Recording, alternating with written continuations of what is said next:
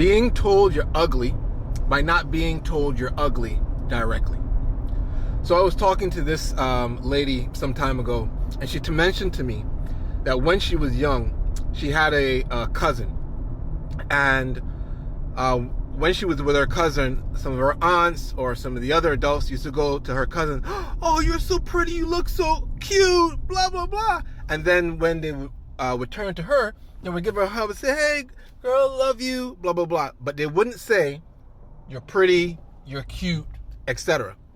All of the things about physical attractiveness were toward her cousin. In so doing, from the time, and she told me the story, but she explained that this was from the time she was 6 or 7 years old. Well, you don't understand. From 6 or 7 years old, she understood that beauty standards, or she thought that when it came to beauty, she was not beautiful, she was not pretty, she was not cute. Her cousin was. So her beauty standards came from what does her cousin look like, right? Her cousin was a particular complexion, so she thought that that complexion, which was different from hers, meant beautiful.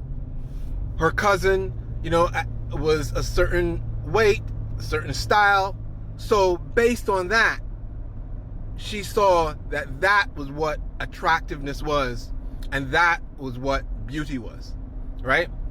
Now, there's certain things you can change. You might be able to change your style, but you can't necessarily change your complexion.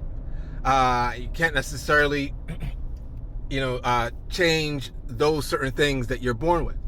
And so what ends up happening is from the time a child, and many of us have this, from the time the child, it might be 5, 6, 10 years old, 12, 13, they live with this identity, this image of themselves that is not helpful to them.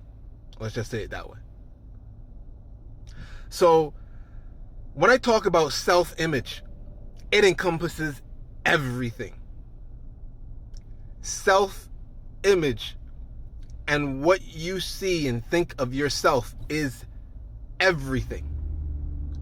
How attractive you are, the type of money you make, where you live, it impacts everything.